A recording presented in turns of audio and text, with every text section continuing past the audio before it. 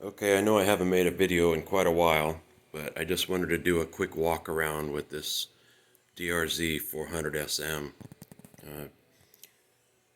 I sold my car, so I picked up this. Wanted to have something to play with.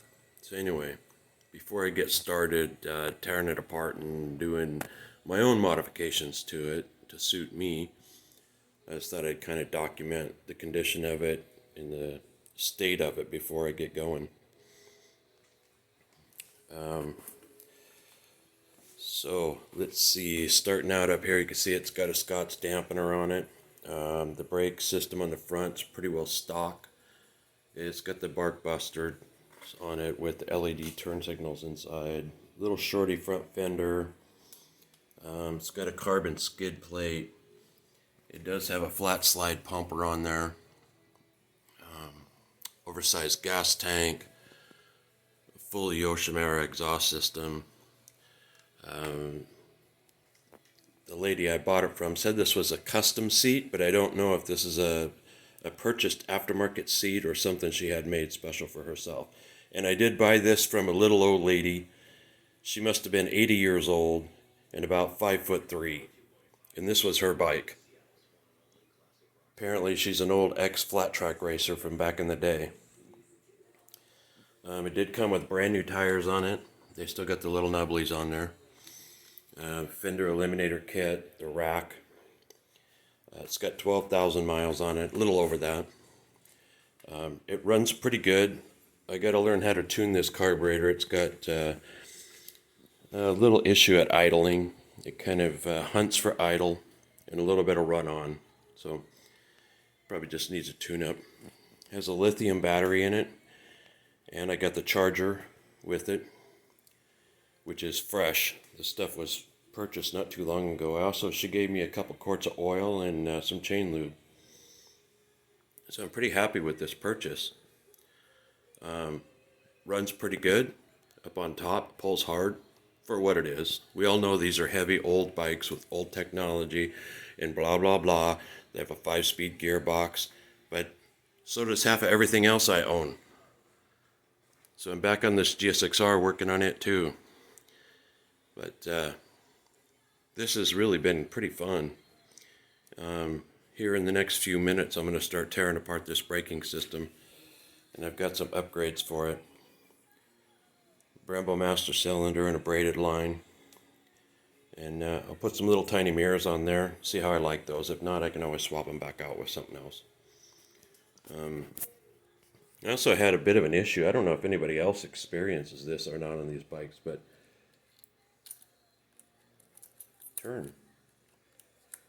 that neutral light is super bright, especially riding at night. And that turn signal flasher actually lights up my face while I'm riding when I'm sitting at a light. I didn't like that, so what I did is I cut some circles out of just black electrical tape with a punch and put that over it, and that really seems to work pretty well.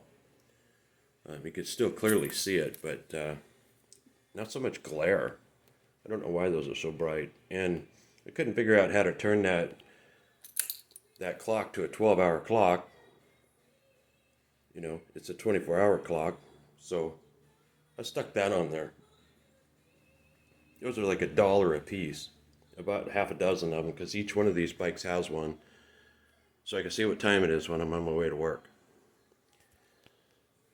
But so far I'm pretty happy with this. I've always wanted one. And this will definitely slow me down. Just getting a little bit aggressive on the way to work, to and from, on some of the other bikes. But this one came with a pretty fresh set of takeoffs too. She said she was planning on doing some real long distance riding or whatever, wanted fresh tires on it. But it comes with aftermarket sliders. I don't know if I mentioned or missed anything. I swapped out the grips yesterday. I didn't like these. These suck. So I put these grips on pretty much every bike I have because I kind of like to tune the bikes ergonomically to match. So the Hawk has them, The GSXR has them, ZX11, the NSR500, and even my black bike all have the same kind of grips. Everything's set up the same way. So each bike is different, but you know, they all have a similar feel. You know, when you jump on it, all the shifters and everything are basically in the same positions. So I'm pretty happy with this little thing. You know, my commute back and forth to work is only about 15 miles, and I can take the city streets. There's quite a few different routes, but I do have about a 2-mile run that I have to make on the freeway, and this handles it just fine. There's always a bit of traffic, so the speeds aren't too high. And this will pull all the way up to about 80 miles an hour pretty easily. You know, they don't rev out that high or go all that fast, you know, by comparison to most of the other bikes I have. But yeah, this is fun. You know, I had my car sitting out there unused for a couple of years, and it was just sort of decaying, rotting away, and I was sort of embarrassed about that. So it's nice to let it go, get it out of the driveway, and find something else to play with and have a few bucks in my pocket. Because I need a few bucks. I got stuff to finish. So this is getting another set of tires on it. And I got to rework the carburetors, rebuild the forks. I got all the parts for that. This won't be perfect when it's done because I can't afford to replace all these body parts that have damage on them. So I'm going to have to live with it the way it is. But even still, for a $1,500 bike, that's not bad.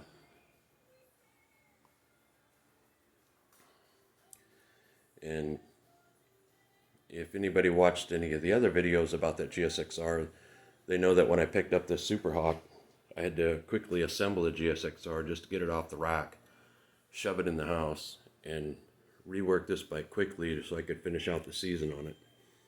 And for another very inexpensive motorcycle, this thing is a lot of fun. I'm not the biggest fan of this bodywork, the Chinese knockoff stuff, but it fits okay. It looks alright. And the bike runs pretty damn good. So having a twin, along with all the other 4 cylinders, and now finally a single, completes the lineup. I don't really think I'm going to be getting anything else. I did look at an RC51 over the weekend, and I picked up this. But it turns out it was like a lipstick queen. It just had all Chinese crap all over it. And it was it's a pretty bike, and it looked good, but I was not going to pay any kind of good money for SP2 with all aftermarket Chinese crap on it. You know, as far as the bodywork goes, and I couldn't tell why it was all rebuilt like that, so I passed on it. Just a good idea. And I do have the little pocket bike potential project sitting over here. This GS1100. There's a video of that thing running, and I just wanted to run it, make sure the bottom end was solid. Didn't make any really weird noises besides a horribly noisy clutch basket. Yeah, this pipe's just laying here. I'll need parts off that to build the exhaust. But this is my toy box garage, and this is going to be like my not fair weather, but crappy weather bike. So when it's raining, I don't care if I'm riding this. Doesn't matter if it gets dirty. It's easy to clean, and if it slides, no problem. But I'm going to start tearing some of this stuff off here and upgrading the brake system. I do have a ASV clutch perch and lever coming. I don't care for this clutch one here. Just an easy 2-finger pull, but then my other fingers get smashed with that giant lever. So I got a nice shorty coming, and hopefully that'll work out okay. But you know,